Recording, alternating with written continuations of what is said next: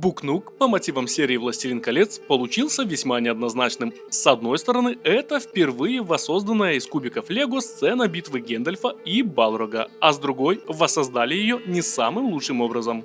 С выходом этого набора было презентовано еще два Букнука – это Гарри Поттер и Шерлок Холмс. Последний, по моему мнению, является лучшим из этих трех наборов. Больше фигурок, больше отсылок, да и просто внешне он имеет более законченный вид. И это с учетом одинаковой цены в $130. Здесь цена за деталь составляет 10,8 цента, что, по моему мнению, является завышенным показателем, но купив его по хорошей скидке, этот вопрос сразу же отпадает. После сборки набора я слегка удивился его размерам, хотя они были прописаны на коробке. В жизни он выглядит лучше и более впечатляюще.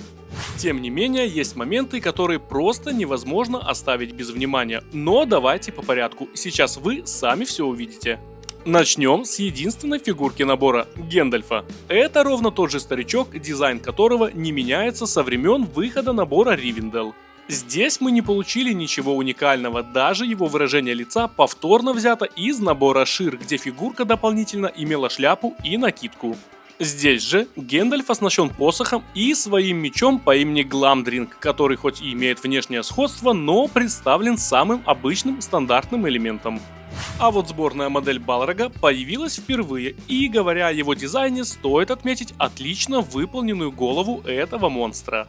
За его зловещий вид отвечают два элемента с принтами, которые удались на славу, хотя меня до сих пор не отпускает чувство, что вся фигурка в целом смотрится немного по-детски. Артикуляция монстра на высоте. Здесь можно двигать каждый элемент его тела, начиная от пальцев и заканчивая его крыльями. Кстати, элементы его крыльев взяты из подарочного набора 2024 года, который вы могли получить при покупке башни Барад-дûr, и мне кажется, что они сюда вписываются просто отлично. Помимо этого, они несут в себе очень важную функцию. Для того, чтобы разместить Балрога в самой рамке, вам нужно вставить детали его крыльев в два элемента техник, которые и удерживают его внутри. Плюс они помогают следовать крыльям за ходом самой рамки, когда вы ее открываете или закрываете. Здесь в колоннах для этого также предусмотрены два небольших окошка, куда вставляются окончания самих крыльев, что позволяет этой функции работать должным образом.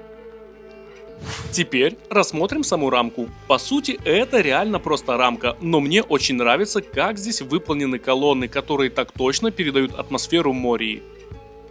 Здесь дизайнеры применили тот же опыт, который был использован ранее в Барад-дûре, а именно цветной градиент деталей, который имитирует свет от пламени Балрога.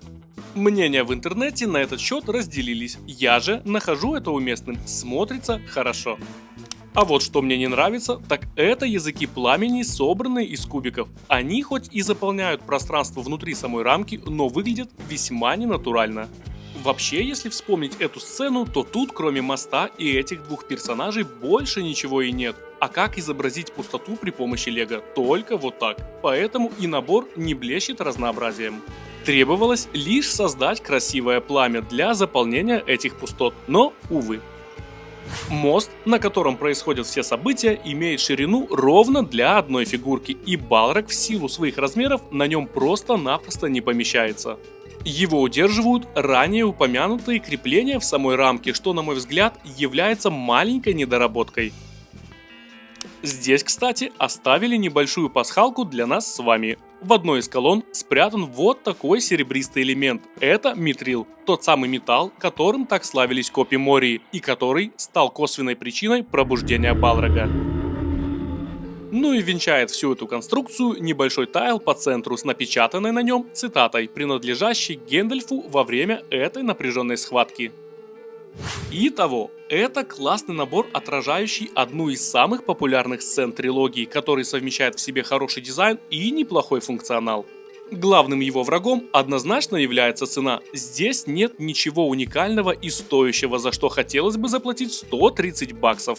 Но если вы, как и я, фанат серии, то возможно стоит присмотреться к новинке этого года, а именно шлему Саурона, обзор на который доступен на канале. Этот сет получился куда лучше. Не забудь подписаться и поставить лайк. На этом все. Всем пока.